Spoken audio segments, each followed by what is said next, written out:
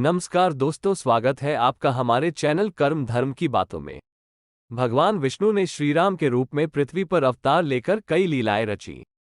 इन लीलाओं के दौरान भगवान ने कई राक्षसों का वध किया तो कई लोगों को शाप से मुक्ति दिलाई। शबरी, कौशल्या ऐसी ही महिलाएं हैं जिनका जीवन श्री राम के दर्शन से संवर गया। लेकिन अपनी लीलाओं के दौरान श्री राम ने एक स्त्री का वध किया था। स्त्री वध रघुकुल की रीत और क्षत्रिय धर्म के विरुद्ध था, लेकिन फिर भी श्रीराम को लोक कल्याण के लिए ये कदम उठाना पड़ा। भगवान श्रीराम अपने छोटे भाई लक्ष्मण और गुरु विश्वामित्र के साथ जा रहे थे।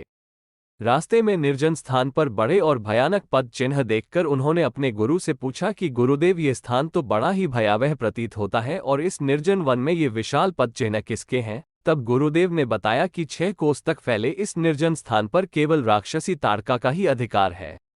ये ताड़का वन कहलाता है। यहां आने वाले किसी भी मनुष्य को वो जीवित नहीं लौटने देती। गुरुदेव आगे कहते हैं कि कभी यह स्थान बहुत ही सुंदर जनपद था। कल्द और करुष नाम के 2 विशाल नगर यहां की समृद्धि की गाथा गाते थे। फिर अगस्त मुनि के शाप से राक्षसी बनी ताड़का और उसके पुत्र मारीच की विनाशलीला के कारण ये राज्य उजाड़ हो गया। ताड़का में 1000 हाथियों का बल था। ताड़का अपनी माया से कोई भी रूप धारण कर सकती थी। श्रीराम कहते हैं कि गुरुदेव, महिलाएं तो बहुत कोमल हृदय और कोमलांगी होती हैं। फिर ताड़का में इतना बल कैसे आया? इसके पीछे जरूर कोई रहस्य है। तब गुरुदेव श्रीराम को ताड़का के भूतकाल के बारे में बताते हैं। गुरुदेव कहते हैं कि सुकेतु नाम का एक अत्यंत बलवान यक्ष था, लेकिन उसके कोई संतान नहीं थी।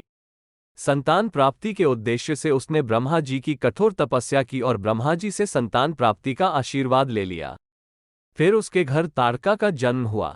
सुकेतु चाहता था कि उसकी संतान बहुत बलवान हो, इसलिए ब्रह्मा जी ने ताड़का में 1000 हाथियों का बल डाल दिया। जब ताड़का विवाह योग्य हुई तो सुकेतु ने ताड़का का विवाह सुंद नामक राक्षस से कर दिया। सुंद और ताड़का के घर मारीच का जन्म हुआ। मारीच भी अपनी माता के समान बलवान और पराक्रमी था।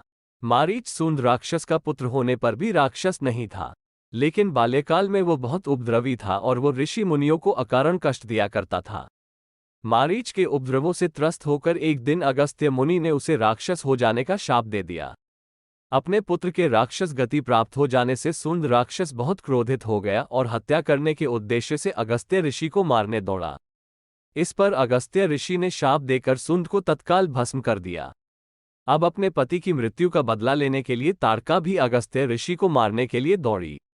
इस पर अगस्त्य ऋषि ने ताड़का को कुरूप हो जाने का शाप दे दिया। अपने कुरूप चेहरे को देखकर और अपने पति की मृत्यु का बदला लेने के लिए ताड़का ने अगस्त्य मुनि के आश्रम को नष्ट करने का संकल्प किया है। गुरु वशिष्ठ कहते हैं, हे राम, मैं तुम्हें आज्ञा देता हूं कि तुम ताड़का का वध करो और तपस्वी ऋषि मुनियों को उसके आतंक से अभय दिलाओ। तुम्हारे अतिरिक्त इसका वध कोई भी नहीं कर सकता। अपने मन से यह विचार निकाल दो कि यह स्त्री है और स्त्री का वध नहीं करना चाहिए। स्त्री के रूप में ताड़का घोर पाप है और पाप को नष्ट करने में कोई पाप नहीं होता। तब श्रीराम ने गुरुदेव से कहा कि मेरे पिता का आदेश है कि मैं आपकी हर आज्ञा का पालन करूं। आपके आदेश से मैं इस दुष्टा की जीवन लीला समाप्त करता हूं। फिर श्रीराम के एक वाण से राक्षसी ताड़का के प्राण पखेरु उड़ जाते हैं।